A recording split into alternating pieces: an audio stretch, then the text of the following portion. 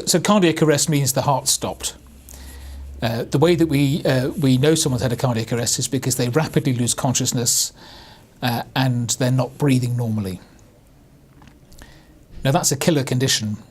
About 60,000 people die in the United Kingdom each year because of cardiac arrest out of hospital. And about 30,000 of those have resuscitation continued by the ambulance service when they arrive. And of those, fewer than 1 in 10 survive to leave hospital. So this is a big public health issue. And there are some simple things that we can all do as citizens to increase that chance of survival. And there's something called the chain of survival, which sets out the key steps to helping improve someone's chance of survival from cardiac arrest. And the first link in the chain is early access. So recognising someone has a cardiac arrest, or you think they've had a cardiac arrest, and calling 999. The sooner you do that, the sooner the ambulance service can send a response through volunteer members of the community, like our community first responders, backed up by a paramedic crew. And the ambulance service can then also help you with the second link, which is early CPR. Now, CPR is cardiopulmonary resuscitation. You've all seen this on TV, compressing the chest hard and fast for about 100, 120 beats a minute.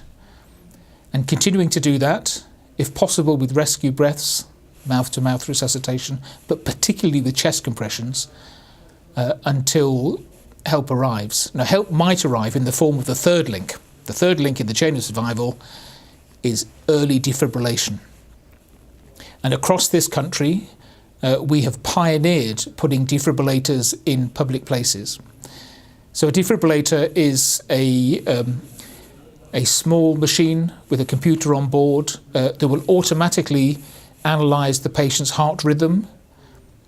And if the patient's heart rhythm is ventricular fibrillation, where the heart is wiggly instead of pumping properly, then that machine will advise a shock. It won't advise a shock if the patient doesn't need the treatment. It will tell you what to do. And it's called public access for a reason, because anybody can use one of these machines. You don't need any training. They're a bit like fire extinguishers. In an emergency, you pick one up and you use it. Now, picking up an AED, automated external defibrillator, and using it can be the difference between life and death. So we're seeing public access defibrillators all over the country, all over our local communities. We want more, and they cost money, and we're helping raise money for those. And we want people to use them. We don't want people to be frightened of this medical equipment, because actually it's public safety equipment. So 3 links so far in the chain of survival. Early recognition, early access. You think someone's had a cardiac arrest because they're unconscious and they're not breathing normally. Call 999 straight away. The second link, early CPR. If you don't know how to do CPR, you can learn how to do it through the Heart Start schemes and through various other means, through the Voluntary Aid Society's St John Ambulance. You can learn it by Googling Vinnie Jones.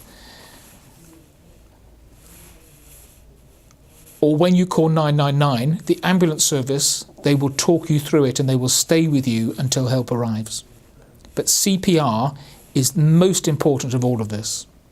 And the next link is early defibrillation. So the sooner someone can locate a defibrillator, and the ambulance service will tell you where the nearest one is, someone can go and get that while someone else is doing CPR, bring it to the patient, turn it on and listen to the instructions. The machine will talk to you, it'll tell you what to do. And it's simple. Turn it on, apply the pads. If the machine says press this button to shock, then shock.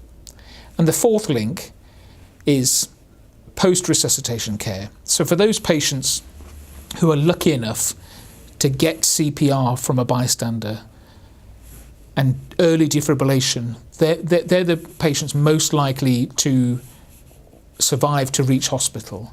and the high technology, the cardiology, the intensive care medicine, all those things that can go on will go on in hospital. But they won't go on if people don't try in the community to save that patient's life. So I would say, first thing, if you think something's wrong, call 999. And if you can, go on a course to learn how to do CPR. Thank you.